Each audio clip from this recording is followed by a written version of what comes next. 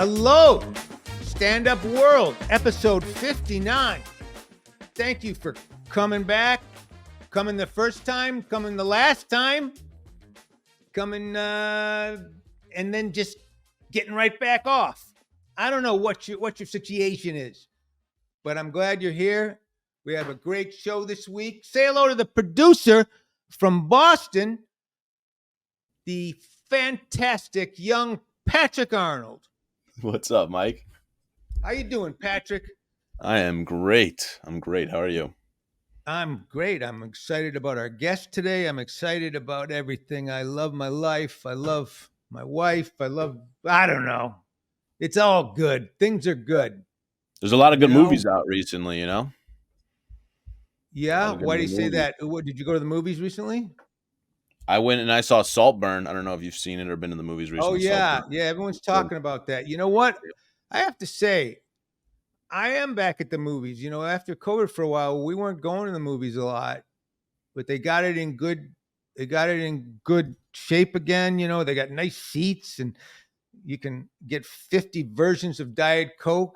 You know, you can Yeah. get a bucket of popcorn the size of my bathtub, you know, and you know, people aren't on their phones. My only problem right now with the movies, just so you know, is I cannot handle hearing Nicole Kidman lecture me about how great the movies are one more time.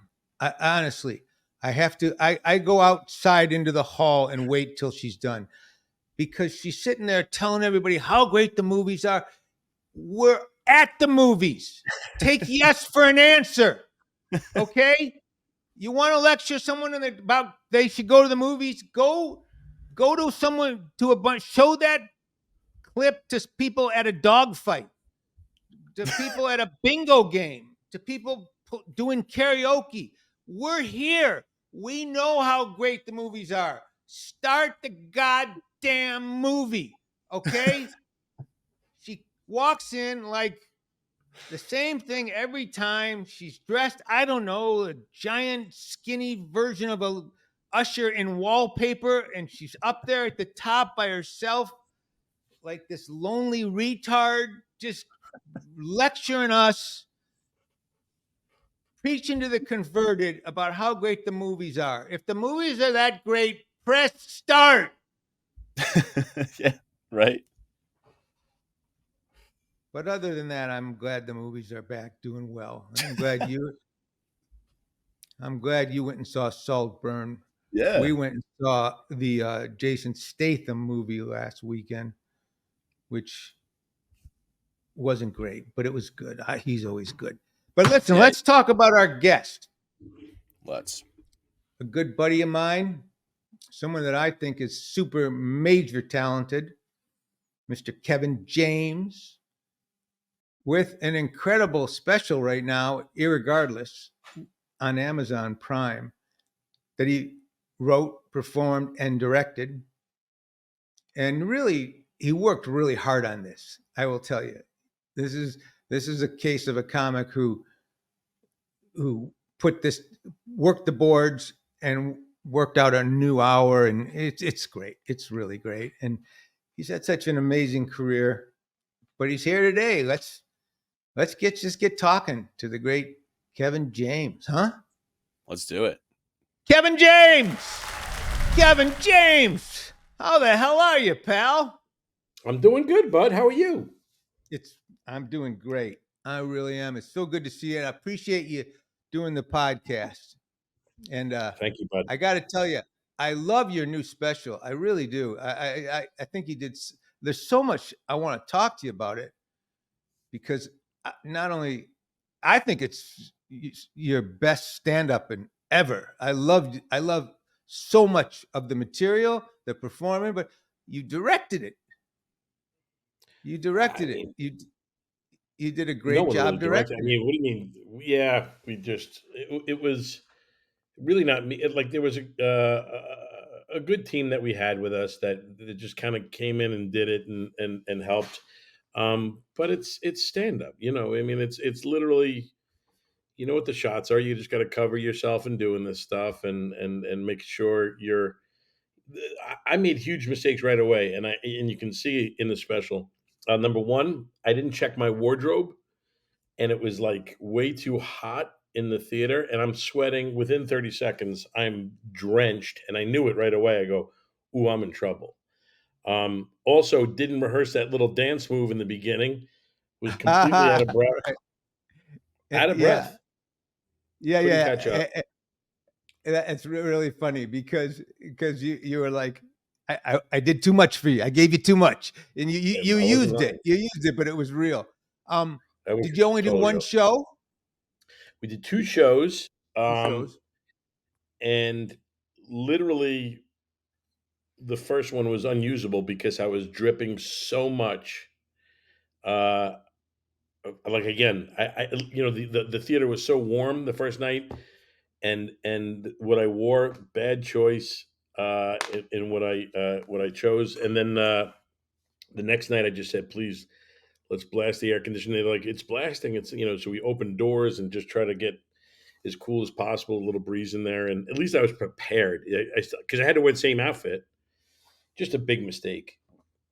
Yeah, it's funny because Kev, I directed a few stand-up specials, and I really learned really fast that it's almost a thankless job.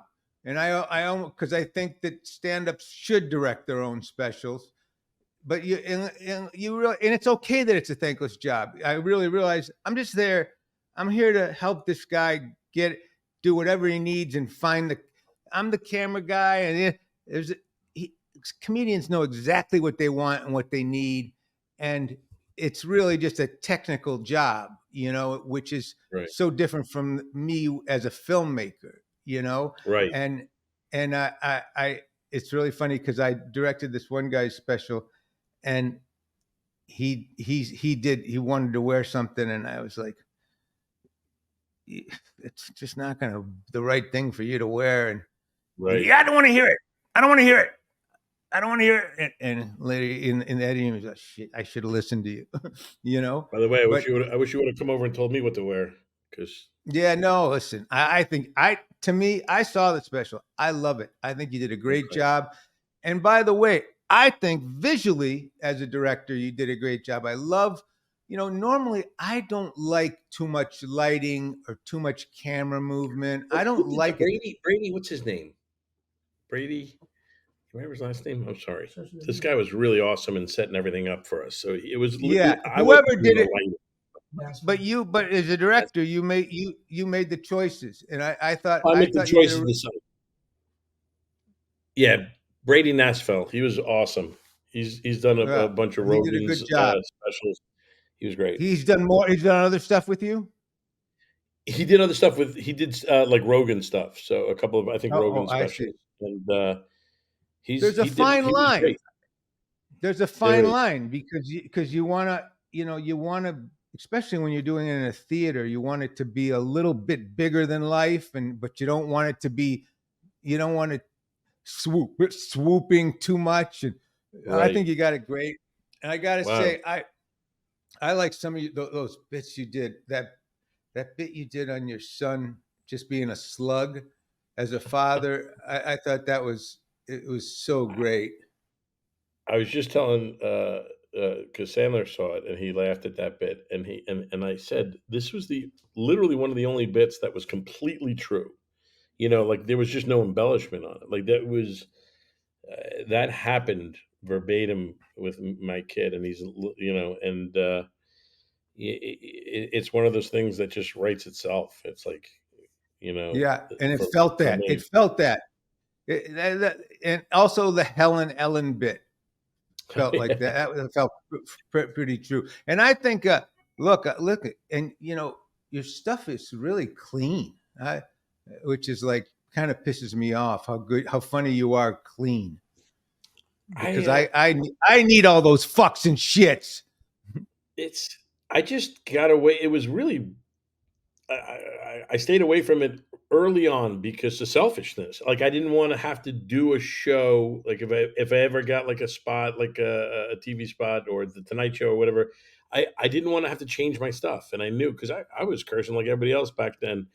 But it was one of those things where I just didn't want to have to change my set. That's why I don't do like current events. I don't do, I wanted to make it universal and just kind of did. And I kind of got in that groove. And now I don't even think about it, but it does make it difficult sometimes to, when you want to punctuate something, you don't have Yeah, that. yeah, yeah. Um, did you ever, with all the movies and all the sitcoms and everything, did you ever go through a period where you just stopped doing stand up? Oh yeah. Well, I'm Oh not yeah. really stopped. Every once in a while, I still kept like me and Ray Romano would go out to do the Mirage in Vegas. And I would do that. It was like every 3 months or 2 months or whatever.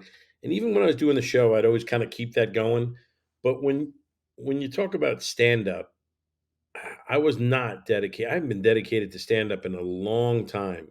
I started it's what got me to be able to do the sitcoms and the movies and I kept it kind of going, but I never really dedicated it enough into it to write and to really do it to be like one of these guys. You see these guys like Chappelle and Rock. That's what they do. It's like and I wasn't doing that. I wasn't dedicating the time. This special, I definitely like I stopped myself and I cleared my schedule and went to the clubs and really started working on stuff again and trying to put together a theme in it. Because otherwise, a lot of my other special, were just like random jokes. They just kind of random little things that I thought were funny. Yeah, I'll tell you, you can see, you feel this, that you really work this special, and I, I, I stopped for 28 years, and I You did it shut it down every night, completely. shut it down completely. I, I hadn't, it did it over gradually. I did an HBO special when I was like 29 or something, Hmm. and then I was started making movies one after another, and having kids, and then I just wouldn't go to clubs, wouldn't and I just wasn't working on material. So every time I'd get up, it was the same exact thing every time, and and I just got tired of it. So I stopped doing it, and then I had that HBO series, and guys like Leno would always say to me, Find it. Don't give up your act. You're gonna really wish you hadn't given up your act, Binder. And nah, I'm done. I'm done. And the one time over 28 years, I did a benefit for Charlie Hill with Jay, and you know, I was, I'm on one level, I'm glad I did have that time off, because when I got back, I really appreciated it. But I will Right. tell you, I'll tell you, it made me so appreciate the hard work and how hard people work when they do work. And I'll tell you a really funny story that you'll you'll really understand. I have this blog I write, Stand Up World, which is became this podcast, and a lot about specials. And I try to be honest, and mostly I talk about the ones I love, but I wrote this special about Roseanne's special that she did on Fox. And Roseanne, I love Roseanne. I thought she was great in her heyday, but she just walked through this Fox special, and I wrote, you know, I couldn't believe it. I said, I know she didn't take this out and work it on the clubs, and I said she's the best when she works it out, but Right. and she had all this, they attacked her, they took her off her show. She could have really done, this was uh, a, Real a personal my stuff. Yeah. tell my side of the story special, and she Right. kind of walked through it. So I gave her a hard time about it. So that Yeah. was 2 years ago or something. Last week, I didn't even tell Patrick this. I'm on this panel that Sam Tripoli asked me to be on the internet, and I didn't even know. All of a sudden, Roseanne's on it. Hmm. And Roseanne just goes, I just want to say, Mike Binder, I don't like you. I don't like you anymore. You gave me a hard time. You're an idiot. You're a libtard. You're this, which is the farthest thing in the world. And I said, Roseanne, I love you. I honestly, did you read what I wrote? Because I just you didn't work very hard on that special, and that pissed me off because I know how great you are. And Right. she went on me for about 5 minutes. So I said, "Can I talk now?" And then I Right. just said, "This is why I wrote what I wrote. Because now you're back, you're at the mothership, you're working out, and I see how good you are." And Right. she went, "Okay, I take everything back. You're absolutely right, and I appreciate you being honest. And when comics know, man, when you're in that groove, there's no shortcutting a great set. You have to just fucking hammer it out." I felt like that's what I felt like. When I was just doing the TV show and doing movies and I would just pop into Vegas, I felt like I was cheating them because I felt like I was doing the same stuff I'd have to even remember. That was my panic. The night before I was performing, I'd be like, "Oh my gosh, I just go through my old stuff again to try to remember to say it again." It's like when you're not on your game like that, your timing's off and it's just not fair to them and it's just you're not I hated it. I hated Well, doing it that it way, was and so that's why I was nice to like, see you. It was so nice to you know, see you, like, toned and ready. But I also saw you with the Sandler thing when we opened in for Detroit, Sandler. You were you were great, so. bud. Oh, thanks. But that was fun That for was a me. big one. But and that was I was back a year at that point, you know. And You and I, but crushed that was a you know what I year? love? I was back a year, almost a year, maybe not quite. But what was so funny to me was you and me and Sandler were kind of in the kitchen there, dining area during the afternoon, and Sandler goes, "You're too nervous." And you look at me and you go, "He is nervous. He is I nervous. Look at him." It's crazy. And then the two of you guys, everything I'd say, you go, "He's nervous." There's nothing And more fun than seeing a guy who's nervous and making him more nervous when you're about to go out in front of, what, 18,000 people, so well, it here's the was funny thing. Here's the funny thing, Kevin. I was nervous then, kind of, but not. But as Schneider's on stage and he's about to introduce me, and I'm standing, I got a nerve attack. My stomach, like I haven't had in years. Oh my God, what if I go out there and bomb? needed. And I just had to talk to God. I just said, you know what? Just give it up, man. I'm just gonna go out Get there me and, through and this. make these Get me people through laugh. it. Yeah. And I was so nervous in that moment there on the side of the stage. And then I walk on stage and you and Coulier and Oh, Sandler yeah. are standing there on the side of the stage. And I thought, it's okay, man. Those guys, and you know what I mean? It was great to see you guys there. And it, We were gonna that laugh was at so you much either way. fun for me. You know that. What? Yeah, yeah, We yeah, were yeah. laughing at you I either knew. way. If you did great, which you did, we're laughing, and if you ate it, we're probably laughing harder. We're having fun. That's right. That's right. And by the way, I played it like a real comic. I went out to 4 clubs, 4 nights. I mean, 2 Yeah. nights the night before, and ran around Detroit and playing clubs and and making sure I had 10 minutes in. You And could tell, though, you you were know, prepared.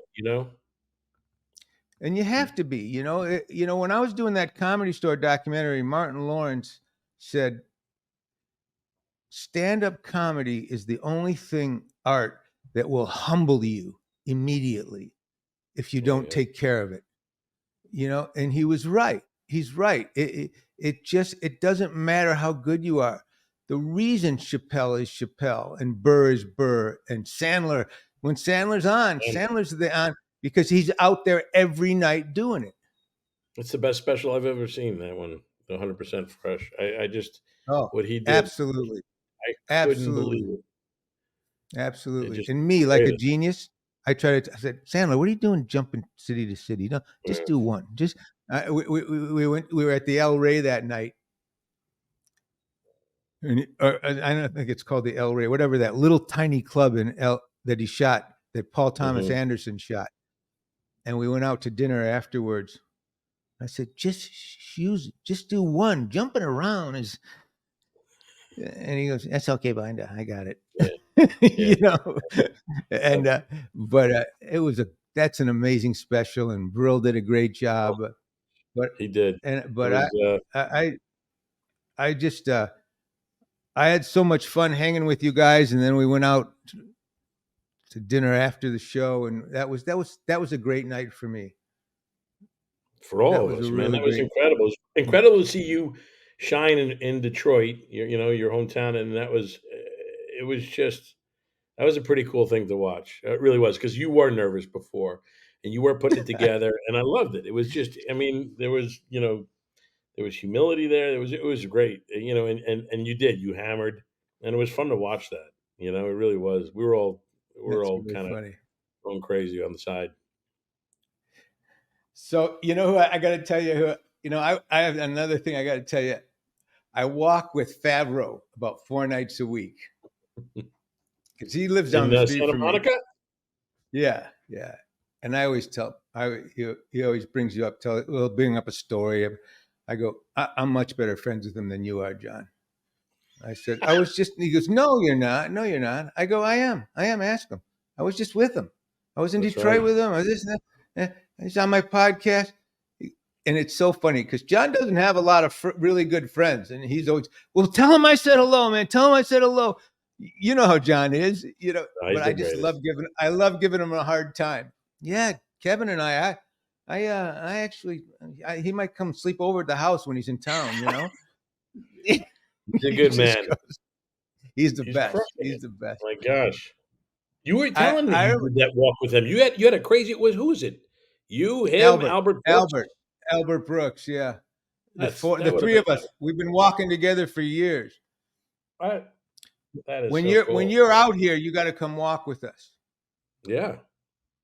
Yeah, you Well, got to come walk with us. John would love that. So would Albert actually.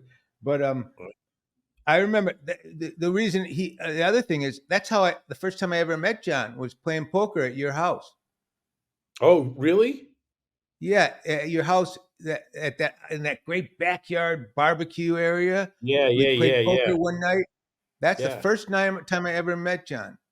Really? Yeah, Oh, that's awesome. I didn't know that. yeah. But that's when I was So in what? Encino What? then. Yeah, it wasn't Encino. Yeah, Yeah.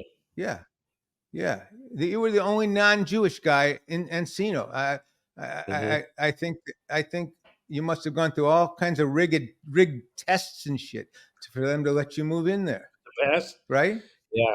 You I got in, they let me in. Hey, let me ask you another question. Are you still doing all those YouTube little shorts and movies? Those were so fantastic. Well, that's the thing, man. They were great. We started doing those, during COVID and stuff with the Canane brothers. These guys are just it's one So massive good. family that lives in Rhode Island that they just do everything. They're great. They're really uh fantastic group of guys, good kids, all very humble, all, really funny, talented, and they all do different things. One does music, one does editing. The other ones, they direct, they write, they do it all. And they were the ones that really, you know, we got together and said, let's just do something, but let's just try to do something where it could be fun. And I just wanted to perform. Everything was shutting down. It was like, I hated it. I couldn't stand that feeling, that claustrophobia of not being able to perform in some way or do something. So we just said, well, everything's shutting down. We might as well let's just try to put out little videos or just try to do something funny and different. And these guys are much younger than me, so they were saying this will work, this or this that. They came up with like the sound guy, uh, That was take. so funny. I They were love that sound guy bit. the work they do on that thing, man, putting it in there, it looks so good, and they were able to turn it over quick, and we just did one after the other, and it hit and it landed, and so I just had so much fun doing it, you know. But even some of the little shorts, and they look so cinematic, and they just look so good. That's them. They just have a gift for that. Yeah. And what would you would fly up there, or drive over to Rhode Island, and just spend a No, they couple were days with living. it? They were literally living around the block from me, and we were shooting stuff out of my garage. Oh No one wow, was going that's really anywhere, cool. and yeah, we would just go onto my property, someplace in the woods or whatever it is, and we would just they would kind of mock it That, up, and they'd shoot a quick mock that's up the of it, and we'd best, write isn't it, it? and then we go out there and go, let's just start shooting. Yeah, no, Studio, no, nobody getting in the way. I'll tell you, I last year or a couple of years ago now, actually, I produced a movie for my son that my son wrote and directed for nothing, you know, and for his school and for him. I mean, after it, it was so great. It was just so great. We shot 10 days and 12-hour days, but just nothing, no rules, no nothing. It was just so Nothing, much. right? It was How a feature freeing film, is though. it? It was a How feature fun. film. It Oh, I was so love it, much fun. man. And are you getting ready to do another film? What are you doing, man? I love your movies. I've got a couple we're working on right now. That one we got coming out. One we shot that we're trying to finish up, where I play an exorcist priest. It's a horror movie. Really crazy. It was pretty scary to do. But we're finishing that up, and I'm not kidding, Binder. I shot the movie, and I wanted to be believable as this priest. I don't know why I felt like I had to be uh, thinner and in shape for it, but maybe just to give myself a different look than I normally had to be viable in this character. So I got down to like 230 pounds, which was like real low for me. And we shot the movie, and we shot it like almost like a year and a half ago now. And we've, I've been busy, and we haven't been able, got to pick up a couple shots, to finish it. And, put on 50 pounds like since then. So now I have to get down in time to be able to shoot this. Otherwise, I'm going to look like I just, I don't know what, because I'm going to look like the fattest priest, and like I have hives or something. We'll have to write You into the story. Oh, so they're not pickups that drop into existing scenes? No, they are. So it's They like are, it's huh? it's it's a combination of both. It's a little bit. We've got to add a couple scenes here and there, but it's also some. It's not like later on where you could say I gained weight and I'm older. It's literally I walk into the bathroom, I'm 230. I walk out, I'm 275. Whatever it is. So that's not good. It's funny because within a year they're going to have some AI version of that that's just go, Oh, I know. 15 pounds, 15, drop 15, add 15. I did it with Final Sandler. cut. At least there's a Sandler was knob. the first one when we did Chuck and Larry. I didn't even like it was movie making was still new to me, and we shot in New York and Brooklyn, and I remember I was as soon as we wrapped, for some reason I just went crazy eating and just had fun, went living life again, and didn't think we'd have to ever pick up anything. I was up like 30 pounds from that, and they call me and they say, "Hey, next week we're going back to Brooklyn to shoot some scenes," and I'm like, "You got to be kidding me, really?"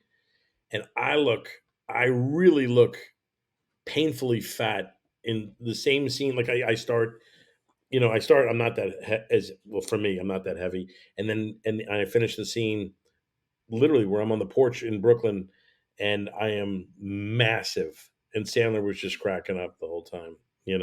Yeah. Oh, you give something like that to Sandler, he will Oh run with it gosh, a mile and one just hundred have so, percent. yeah. And I did that same thing on Mind of the Married Man, just like in between the first and second season, I just got so Gain weight, fat. yeah. Yeah. Oh, yeah. And it was like, and I had to put things in for the pickups for the first season, and actually, I'm sorry, it was in between the pilot and shooting the first season, Oof.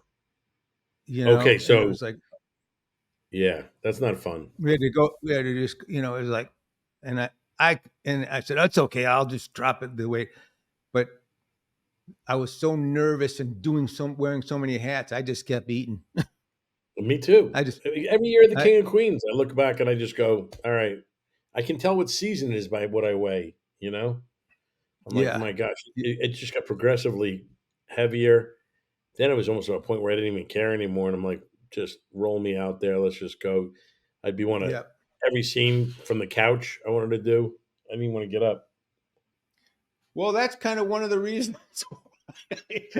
I kind of stopped doing stand up and got behind the camera. I'm just so tired of looking at myself and worried about my weight and and my hair and Yeah, everything. I just said yeah, fuck me it. too. But it's I like your shaved head, by the way. Though I love I love it. I think Yeah. you shaving your hair looks so cool. I was spraying so much stuff in it for King of Queens because it was going so thin, and then we'd have this coloring stuff that I would be in the chair to get it done. I'd be like, "Oh, you gotta." And they were like, "We can't do much more." And I didn't want to wear a piece. I didn't wear a piece. It always annoys me when people say, "Hey, he's wearing a piece," and this that. No, I never wore a piece. But I got such I got so sprayed up that it literally looked like you were painting like a bowling ball. Like the light would hit it, and I didn't have enough hair covering, and it would shine, and it was just like this is. I hated this. So when I shaved my head and I just went, let me just go this way. It was so freeing. I can't tell you. I used powder for a long time. The That too. spray thing, and Yeah. and my wife would come into the bathroom afterwards, and she would be like, Yeah. "Did you It's like a homicide. redecorate? Yeah. What did you do here? Yeah. It's everything's a different color, you know." Yeah. And No, and then I went into and I for a while I wouldn't call it a piece. It was a system. It was a system, oh, you yes, know, a system. and It makes and you feel better about it, right? yeah, and it's not a piece; it's a system. And basically, I was walking around with enough duct tape on my head to Yeah. to build a small house, keep a Yeah. small house safe from a tornado, you know. And then finally, I was in Nashville working on a show, and I just fucking ripped it off my head. And I love I went into a barbershop. It was an all black barbershop. And I just said to the guy, cut my hair. Cause I had a lot of hair, but right. I didn't have, I said, just cut it all off. Yeah. And the guy looked at me like, what the fuck did you do to your hair? What? Right. Cause it was all American. I don't want to even talk about it. And I never looked back, and I've never given a shit since. And I I love it. just, it, I you don't know, care. it, Yeah, I don't care you anymore. know, There are scenes in The King of Queens where I, like, have to, because Leah knew that I had all the spray in my head, and I would, like, be on a white pillowcase or whatever it was, and I have to hover my head. I can't lay it down because there's gonna be a big crap stain on the pillow from me laying my head there, so I'm trying to hold my neck up. She's just laughing at me, and I'm like, "What can I do? What can I do?" that's right. But those all the things you get to grow with and use, and Yeah. but it's all good, man. It's all good, and I love that you're back doing stand up. For me, I understand it because I have this.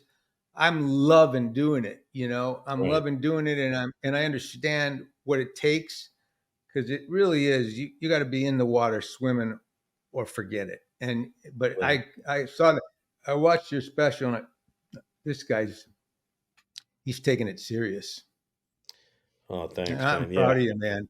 I'm I proud of you. appreciate that. It's a lot of work, but like you said, it's fun, man, when you're in it. And again, there's no studio, there's nobody to stop you from doing this or telling you to do that. You know that if you write something funny or you think is funny, you can try it that night, man. You can go up that night and put it up, and it's just, you know, I just love living that way. I really do. Where it's like I decide. And where are the clubs you work out when you want to try stuff? There's a local place on Long Island called Governor's Comedy Club on Long That's Island, what I thought. and Yeah. you know, and a lot of the times I'll just work. But the main club I work at is the Paramount Theater in Huntington on Long Island. It's a great, like, rock club kind of It's comedy club. beautiful. Yeah, it is. It's awesome, and I'll do like I got a spot coming up there next Saturday, and I'm so comfortable there. The owners, they're the greatest. So I'll just kind of like I'll do my act, but then I'll write on stage while I'm there. You can play with the audience and That's kind of great. have fun, and you know you always have your fallback to go to if it's not going well. But it's just such a great energy. Sometimes when you practice in the clubs, I don't know why. It's just it's so hard. First of all, Long Island, they don't care. Like they're happy to see you. They give you the first 35 seconds, 40 seconds going crazy, standing up cheering. And then you go into your act, and if you're not funny right away, you're like they're ordering sausages, and they don't even care. They're not listening to you, and you just so it's like you really it's in a good way. It's like working out with weight on the bar, and but in other ways, it's like those theaters. If you do a theater, it's so intimate. It's so geared for stand up. They're there to see, just you. And I don't know. It just feels it's a little easier to be able to write and to create for me. And are you going on the road? Are you going back out on tour? What are you going to do? I am. I am. I'm doing that now. I'm doing um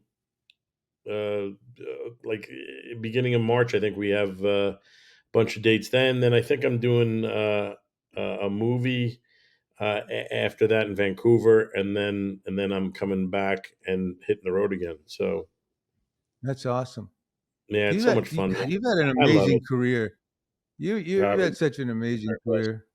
You tell me But the about it. special is irregardless, and it's on Amazon. And I'll tell you, I love it. I'm proud of you. You're the best. I love you, And man. come to LA and walk with us. I will. You and Favs. I'm gonna come out. We'll get a walk in. All right. I love you, Kevin. Love you, pal. You're You killed awesome. it. Thanks for having me on. All right, Kevin James. That was fun, huh? Oh man, he's the best. best. I was like starstruck. You were? Between like King of Queens, Mall Cop. I mean, Yeah, Grown you Ups. should be. All the he was wow. Hey, one of the Chuck and Larry. Chuck Right? and Larry.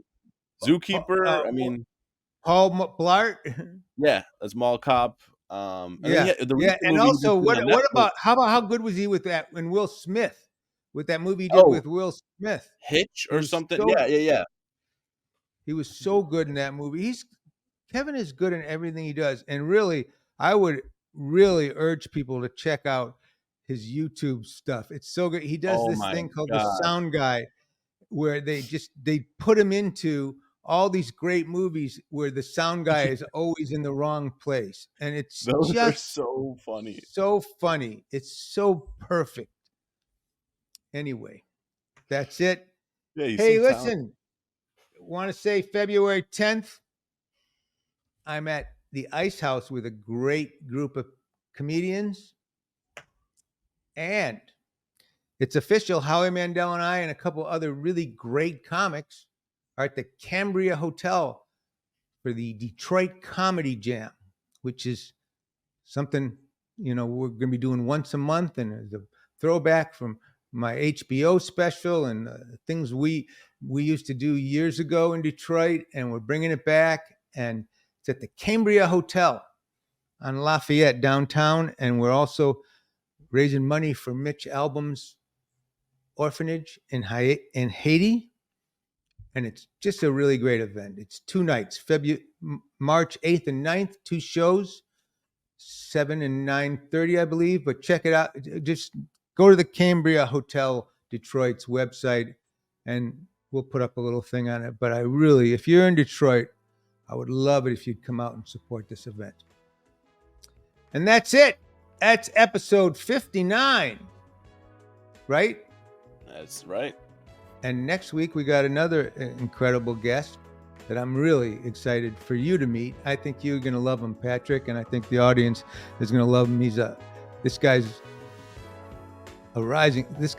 getting so hot so fast. It's amazing. He's on every TV show and network, and he's just on fire. But he's here with us next week. That's it. Thank you so much. Stand Up World. Apple, Spotify, whatever. Love you.